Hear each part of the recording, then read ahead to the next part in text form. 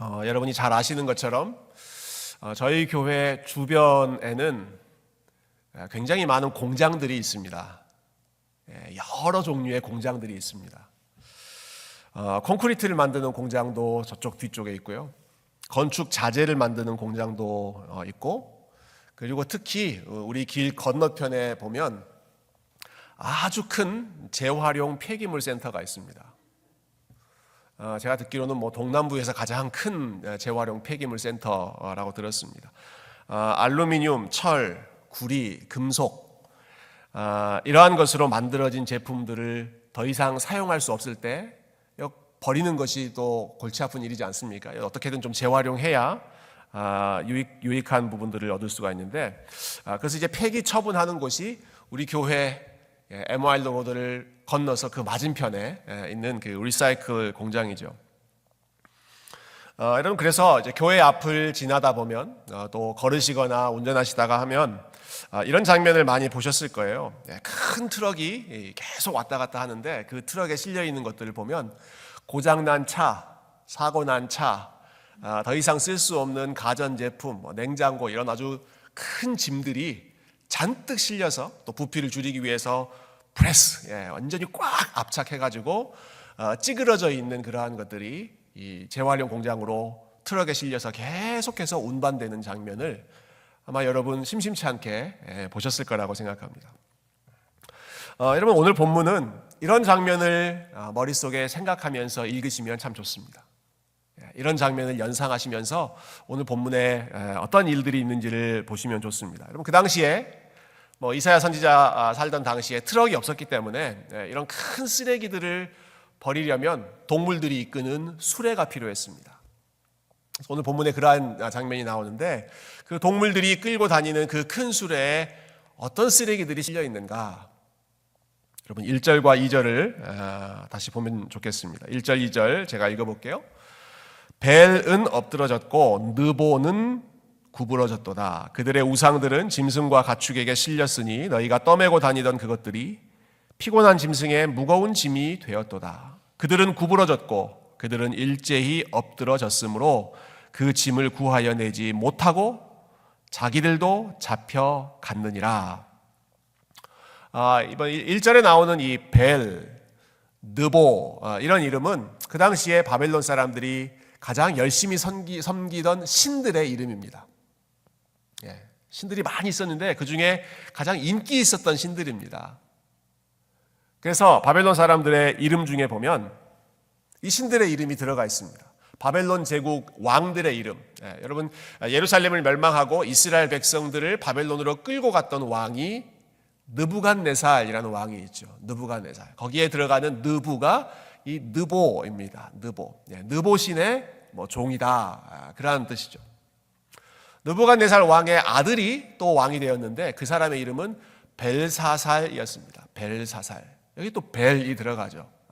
그러니까 이 바벨론 사람들이 가장 중요하게 생각했던 신들의 이름을 왕들의 이름을 붙이면서 열심히 섬겼던 것입니다.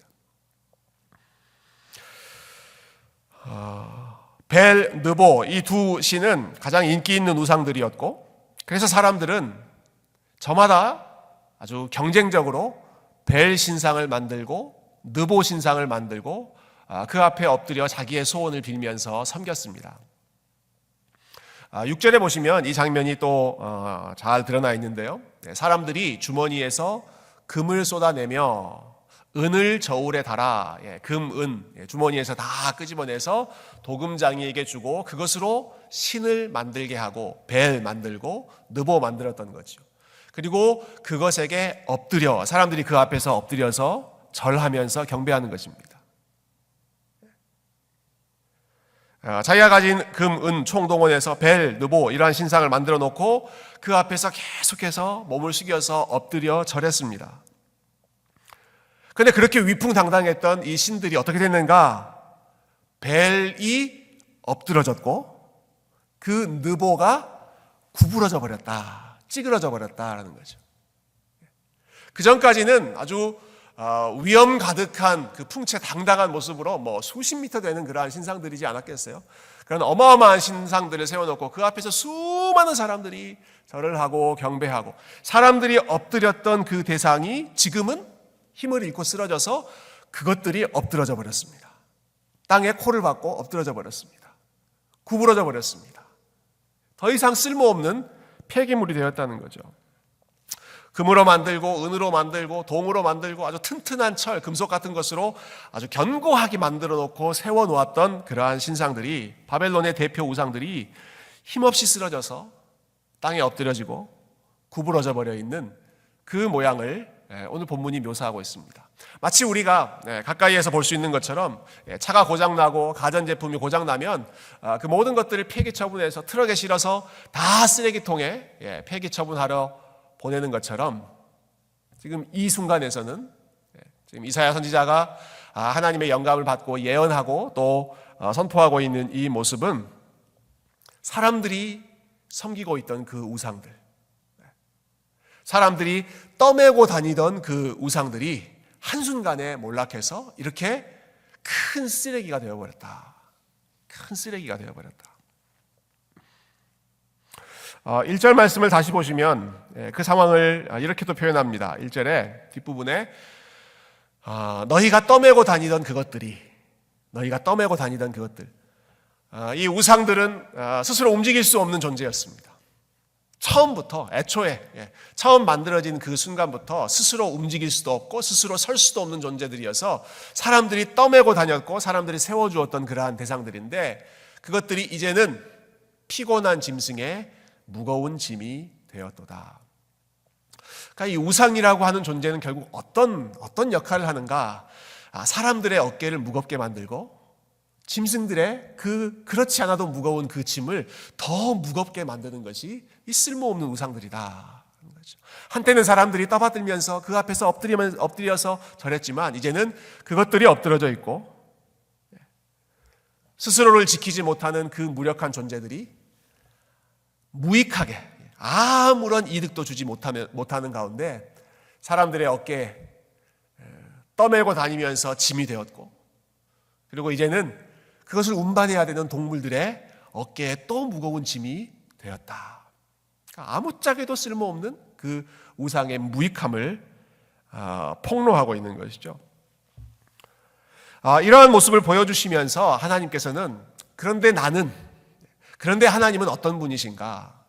이 우상들과 어떻게 하나님은 구별되는가 하는 부분을 곧 이어지는 3절과 4절에서 말씀하십니다. 우리 3절과 4절을 같이 한번 읽어보십시다. 3절과 4절 시작.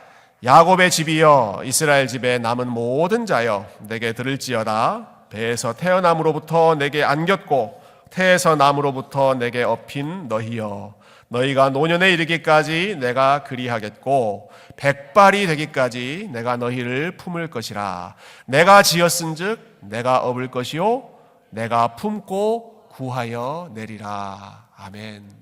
기가 막힌 말씀이죠. 성경에서 하나님의 마음, 하나님의 모습을 표현해주고 있는 모든 말씀 중에 저는 단연 탑 중에 탑이라고 생각합니다. 하나님은 어떤 분이신가? 하나님은 우리를 메고 다니시는 분이시다. 우리를 품고 가시는 분이시다. 여러분, 사람들이 자기가 만든 우상을 어깨에 메고 등에 업고 힘들게 그것들을 운반하면서 다녔습니다. 그런데 하나님께서는 정반대를 말씀하십니다. 하나님은 내가 너희를 품에 안고 내가 너희를 등에 업고 내가 너희들을 캐리하면서 가겠다. 누가 누구를 캐리하고 다니는가? 사람들은 우상을 캐리했지만 하나님은 우리를 캐리하고 다니신다. 여러분, 성경에 이와 비슷한 표현들이 여러 곳에서 나오는데요.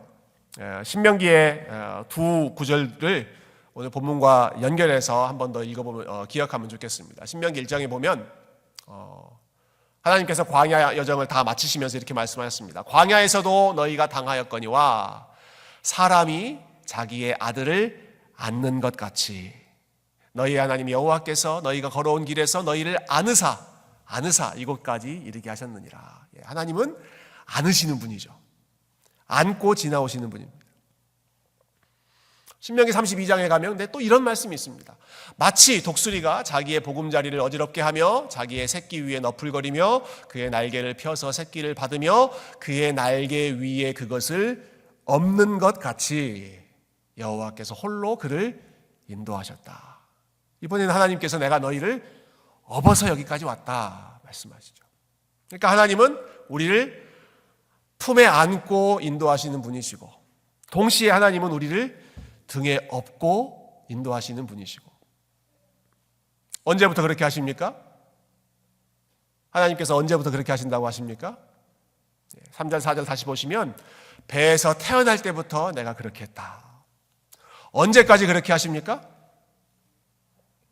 너희가 백발이 될 때까지 너희가 노년에 이르기까지 내가 그렇게 하겠다. 태어날 때부터 안고 업으셨고 그때만 하고 끝나시는 것이 아니라 너희가 노년이 되고 백발이 될 때까지 내가 그렇게 하겠다. 끝까지 내가 너희들을 책임지겠다 하시는 거죠. 오늘 설교의 제목이 요람에서 무덤까지인데요. 이 표현은 1940년대에 2차 대전으로 폐허가 되었을 때 영국 정부에서 만든 구호라고 합니다. 영국 정부에서 사회보장 시스템을, 소셜 웰페어 시스템을 이제 만들면서 영국 국민들은 태어날 때부터 죽을 때까지, 태어나서 요람에 누워있는 그때부터 죽어서 무덤에 들어가는 그때까지 국가가 안전하게 책임지겠습니다. 이게 그 사회보장제도를 홍보하면서 만든 캠페인이었습니다. 구호는 너무 멋있지만 여러분 영국 정부가 그렇게 하지 못했습니다. 보수당 정부든 진보당 정부든 어떤 정부가 들어서더라도 그 약속을 실제로 이루어내지 못했습니다. 요람에서 무덤까지 이 말씀을 유일하게 자신 있게 하실 수 있고 그것을 이루실 수 있는 분은 오직 우리 하나님밖에 없는 줄로 믿습니다. 하나님께서 이런 말씀하시는 거예요. 요람에서 무덤까지 내가 책임지겠다. 너희 태어날 때부터 너희들이 숨을 거두는 그 마지막 순간까지 내가 너희들을 지키겠다. 여러분, 하나님이 얼마나 이 사실을 중요하게 생각하시는지 확실하게 보여주는 사인이 하나 있는데요. 4절을 다시 한번 보시면 4절 말씀 짧은 구절인데 여기에는 반복돼서 나오는 5번 반복되는 표현이 하나 있습니다. 제가 읽어볼 텐데 여러분 어떤 단어가 반복되는지 한번 찾아보십시오. 너희가 노년에 이르기까지 내가 그리하겠고 백발이 되기까지 내가 너희를 품을 것이라. 내가 지었은즉 내가 업을 것이요 내가 품고 구하여 내리라. 어떤 단어가 5번 나옵니까? 내가.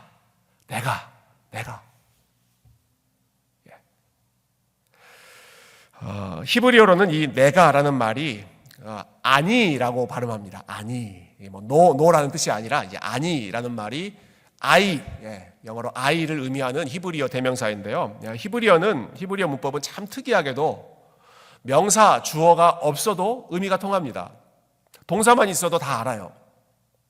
여러분 영어로 나는 소년입니다. 우리 중학교 때 제일 먼저 배우는 문장이죠. I am a boy 이렇게 하잖아요. I am a boy. 여러분 그때 I를 말하지 않아도 문법적으로는 좀 틀리겠지만 am a boy 이렇게 해도 사람들은 다 압니다. 그 주어가 뭔지. 왜냐하면 am이라고 하는 동사는 항상 I하고만 같이 올 수 있기 때문에 그 단어를 이야기하지 않아도 다 압니다. 주어가 무엇인지. 히브리어가 그렇습니다. 히브리어는 이것이 훨씬 더 두드러집니다. 굳이 주어를 나, 너, 그들 이렇게 사용하지 않아도 동사 안에 문법적인 용어이지만 수와 성과 격 이런 것들이 다 동사 안에 들어가 있기 때문에 동사만 보면 이게 지금 I구나, 이게 주어가 you구나, 이게 she, 그녀구나 하는 것을 동사만 보면 알 수 있습니다. 그래서 굳이 주어를 이렇게 많이 밝히지 않아도 돼요. 그런데 4절에서 하나님은 아주 집요할 정도로 이 주어를 말씀하십니다. 내가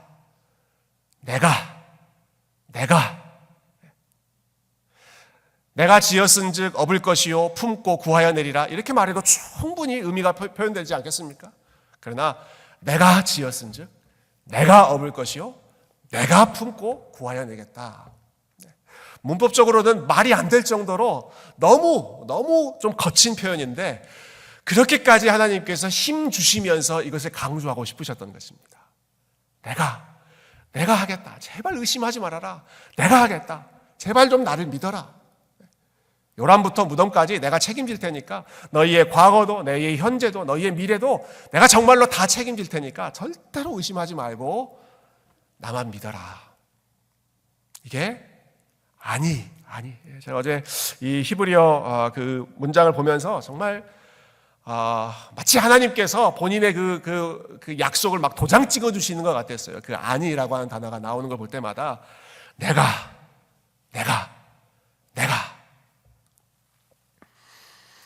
하나님께서는 누구를 안고 또 누구를 업으시겠다고 하십니까? 오늘 본문에는 갓 태어난 아기와 그리고 백발이 된 노인들을 그렇게 하겠다라고 말씀하십니다. 갓 태어난 아기와 백발이 된 노인은 인생의 시기에서 가장 연약한 상태에 있는 사람들입니다. 가장 연약한 상태에 있는 사람들이죠. 자기 힘이 약하기 때문에 쉽게 넘어집니다. 쉽게 다칩니다. 아주 위태로운 시기입니다. 그 위태로운 시기에 있는 그 연약한 아기와 노년에 있는 그 어른들을 생각하면서 그럼에도 불구하고 그렇기 때문에 더 연약하고 더 위험하고 더 위태로운 상태 가운데 있기 때문에 더더욱 내가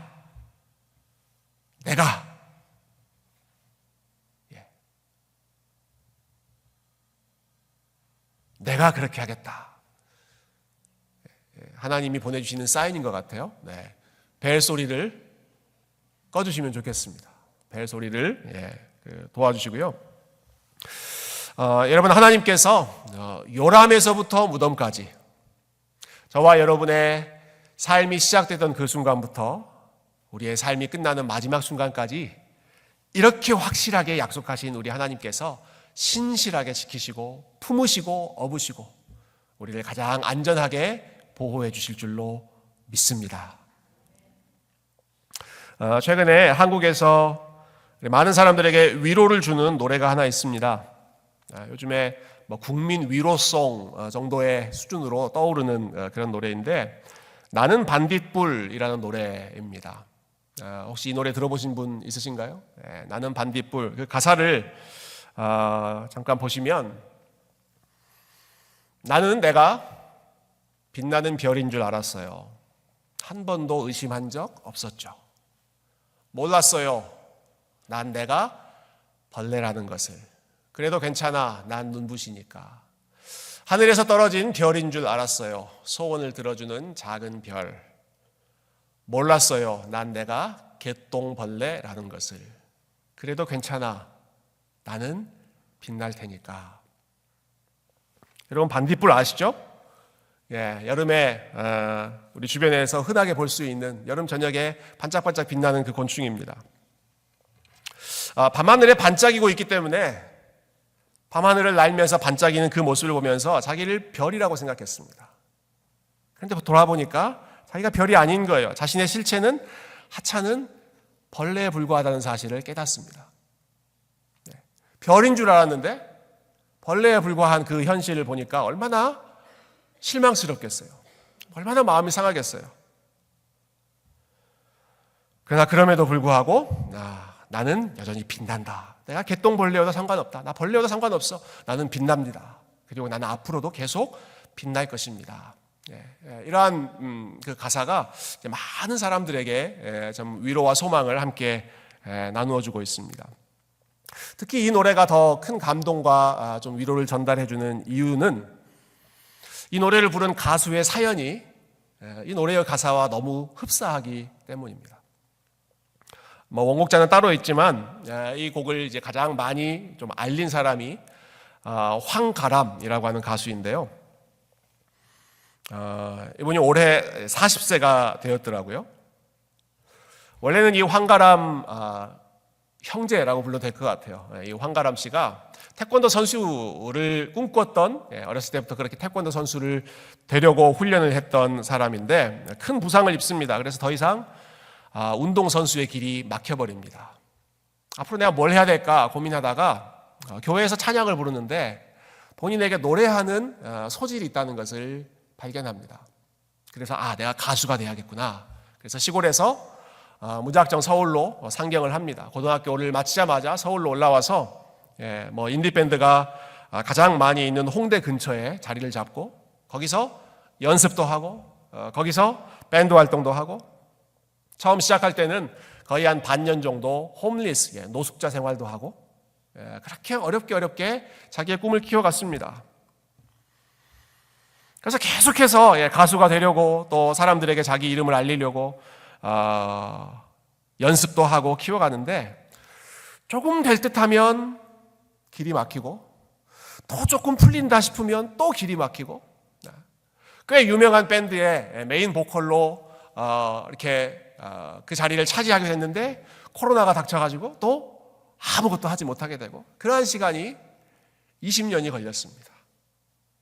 이렇게 이제 20년 동안 기다리고 또 그 때를 기다리다가 이제 마침내 이 노래를 통해서 사람들에게 널리 알려지게 됐죠. 자기는 별처럼 빛나는 스타가 되고 싶은데 지난 20년 동안 자기 자신의 모습을 보면 노숙자 생활을 하고 아무도 안 알아주고 경제적으로 쪼들리고 하는 이러한 모습들을 보면서 내가 별이 아니라 벌레이구나. 내가 벌레처럼 참 초라한 존재이구나 라는 것을 깨달았던, 그리고 그 마음을 함께 담아서 이 노래에 불렀을 때 많은 사람들이, 한때는 나도 별처럼 살고 싶은 그러한 꿈과 희망이 있었지만 여러 가지 현실 속에서 나도 아주 작은 벌레에 불과하구나, 그러한 현실을 바라보게 되는 사람들에게 참 많은 위로를 전달하는 노래가 됐습니다.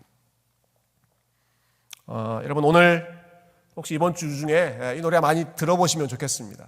여러분, 찬양이 아니어도 괜찮습니다. 여러분, 우리를 위로하는 참 좋은 노래인데요. 그런데 이 노래를 들으실 때 우리 하나님을 기억하시면서 이 노래를 들으시면 좋겠어요. 하나님을 기억하시면서. 참 흥미롭게도 여러분, 우리가 읽는 이사야에 이 노래와 비슷한 내용이 나옵니다. 이사야 41장 14절 말씀을 우리 같이 한번 읽어보겠습니다. 이사야 41장 14절 같이 읽어볼까요? 처음 나오는 말씀 시작. 버러지 같은 너 야곱아, 너희 이스라엘 사람들아, 두려워하지 말라. 나 여호와가 말하노니 내가 너를 도울 것이라. 내 구속자는 이스라엘의 거룩한 이이니라. 아멘. 하나님께서 이스라엘 백성들을 위로하시면서 하시는 말씀인데요, 야곱, 이스라엘 백성들을 뭐에 비유합니까? 뭐에 비유해요? 버러지 같은 너 야곱아, 이렇게 합니다. 벌레 같은 너 야곱아 라는 겁니다. 여러분, 하나님께서 이 이스라엘 백성들을 무시해서 경멸하려고 이런 말씀을 하시는 것일까요? 그렇지 않습니다. 이스라엘 백성들이 지금 스스로를 벌레처럼 생각하고 있었다라는 것입니다. 그래서 좀 더 뜻을 더 풍성하게 번역한 이 메시지 성경은 같은 구절을 이렇게 옮겼습니다. 야곱아, 네가 하찮은 벌레처럼 느껴지느냐? 염려하지 말아라. 이스라엘아, 네가 보잘것없는 곤충처럼 느껴지느냐? 내가 너를 도울 것이다. 나 하나님이 장담한다. 나는 값을 치르고 너를 다시 산 하나님, 이스라엘의 거룩하니다. 스스로를 벌레처럼 생각하고 있는 이스라엘 백성들에게 하시는 말씀이죠. 여러분, 이스라엘 백성들이 바벨론 포로 생활을 하는 가운데 자기 자신을 벌레처럼 여겼습니다. 반면에 자기들을 잡아갔고 그리고 자기들을 위에서 마음껏 군림하고 있던 바벨론 사람들, 그리고 그 바벨론 사람들이 섬기던 벨, 느보, 이러한 신상들, 화려한 신상들, 거대한 신성들은 별처럼 보였습니다. 별처럼. 우리는 벌레 같고 저 사람들은 별 같고. 그러나 결국 어떻게 됩니까? 별처럼 빛나는 것 같았던 벨과 느보는 엎드려 쓰러져 버렸고 스스로를 벌레처럼 하찮게 여겼던 이스라엘 백성들은 하나님께서 지키시고 보호하시고 함께 하셨습니다. 그들은 스스로를 벌레라고 느꼈지만 하나님은 계속해서 말씀하시는 거예요. 우리가 지금 이사야 40장 이후 계속 보고 있지 않습니까? 계속해서 하나님이 하시는 말씀은 너희들은 벌레가 아니다. 너희들은 별이다. 너희들은 별이다. 너희들은 벌레가 아니다. 이스라엘 백성들이 스스로 포로 생활하면서 벌레처럼 느끼고 있을 때 너희들은 벌레가 아니다. 너희들은 벌레가 아니야. 나에게 있어서 너희들은 별이다. 왜? 내가 너희들을 도와줄 것이고 내가 너와 함께 있을 것이고 태에서 나면서부터 마지막 순간까지 내가 너희들을 품에 안고 내가 너희를 등에 업고 가장 귀한 그러한 존재로 내가 사용할 것이기 때문에 내가 막대한 값을 치르고 너를 내 것으로 삼았기 때문에 너희는 벌레가 아니라 별이다. 내 눈에 가장 빛나는 별이다. 여러분, 하나님께서 오늘 함께 주님을 예배하고 또 하나님의 이름을 부르짖는 저와 여러분을 바라보실 때 역시 동일하게 너는 내가 사랑하는 나의 존귀한 자녀, 내가 별처럼 빛나는 나의 복된 자녀라고 우리 하나님께서 말씀하시고 지금도 이 시간 저와 여러분을 그렇게 바라보시는 줄로 믿습니다. 지난주에 이 가수 황가람 씨가 TV 프로그램에 출연했습니다. 인터뷰하는 프로그램이었는데 인터뷰 마지막에 그 MC가 이런 질문을 했어요. 지금은 이제 많이 사람들에게 이름을 알렸으니까 이제 별이 됐잖아요. 이런 질문을 합니다. 처음 음악을 하겠다고 서울로 올라왔던 20살의 황가람에게 어떤 말을 해주고 싶습니까? 막 서울에 올라와서 가수의 꿈을 키워보겠다고 홍대에서 자리 잡고 그 힘든 그 시간을 시작하는 그 20살 황가람에게 40살이 돼서 이제 많은 사람들이 인정해주는 가수가 된 지금의 내가 무슨 말을 해주고 싶은가? 이분이 한동안 생각을 합니다. 그동안 고생했던 그 기억들이 밀려왔던 것 같아요. 쉽게 입을 열지를 못합니다. 막 감정이 이제 벅차오르는 거죠. 여러 가지 복잡한 감정이 솟아올랐던 것 같아요. 그러다가 벅찬 마음을 꼭꼭 누르면서 20살의 자신에게 이제 막 그 음악 활동을 시작하는 아주 파릇파릇한 청년 황가람에게 이렇게 말했습니다. 너무 오래 걸릴 테니까 한 번에 잘 되려고 하지 말고 정말로 가치 있는 일은 빨리 되는 게 아니니까 더 열심히 했으면 좋겠다. 이렇게 말해주고 싶습니다. 이게 그 인터뷰의 마지막이었습니다. 너무 오래 걸릴 수 있으니까 본인의 꿈을 이루는 그 과정이 너무 힘들 수 있으니까 너무 긴 시간일 수 있으니까 한 번에 다 되려고 욕심내지 말고 정말 중요한 것, 정말 가치 있는 일은 오히려 이루어지는데 더 시간이 많이 들기 때문에 꼭 인내하며 그러면서 열심히 그 길을 걸어가라. 사랑하는 성도 여러분, 우리 하나님께서 우리를 사랑하시고 그리고 하나님께서 우리와 함께 하시는 것을 우리가 믿고 하나님께서 요람부터 무덤까지 우리의 삶을 책임지시고 안으시고 업으시는 것을 우리가 신뢰하고 살아가지만 그러나 하나님의 계획이 이루어지는 데까지 시간이 오래 걸릴 수 있습니다. 시간이 오래 걸릴 수 있습니다. 이스라엘 백성들이 광야에서 40년이라고 하는 시간을 보냈습니다. 이스라엘 백성들이 바벨론에서 70년이라고 하는 시간을 보냈습니다. 모세가 하나님의 종으로 쓰임 받기까지 80년이라고 하는 시간을 기다렸습니다.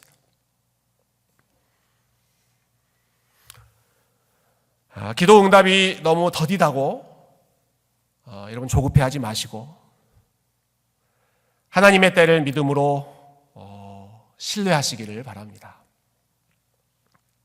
그리고 꿈이 이루어지길 우리가 기다리고 하나님의 때 하나님의 기도 응답이 이루어지기를 기다리는 지금 이 시간에도 여러분 모든 일들이 다 아름답게 마무리된 그때에만 빛나는 것이 아니라 지금 스트럭을 하고 있고 지금 기다리고 있고 지금 인내하고 있는 지금 이 순간에도 우리 하나님께서 보시기에 저와 여러분이 별과 같이 빛나고 있다는 사실을 기억하시기를 바랍니다. 여러분 우리가 왜 빛납니까? 우리가 잘해서 빛납니까? 여러분 우리가 멋있는 일을 해서 빛납니까? 그렇지 않습니다. 우리는 빛 되신 하나님 안에 거하고 있기 때문에 빛나는 존재인 줄로 믿습니다. 다른 이유 때문에 빛나는 것이 아닙니다. 우리 하나님이 빛이시고 그분 안에 우리가 있고 그분께서 그분의 영광의 빛을 지금도 계속해서 우리 가운데 비추어 주시기 때문에 여러분 세상의 일들로 인해서 위축되지 말고 벌레처럼 스스로를 작게 여기지 말고 우리 하나님 안에서 빛나는 별로 가장 밝은 빛 되신 주님과 함께 동행하고 주님과 함께 믿음으로 승리하실 수 있는 우리 귀한 성도님들 다 되시기를 주님의 이름으로 축원드립니다. 함께 기도하겠습니다.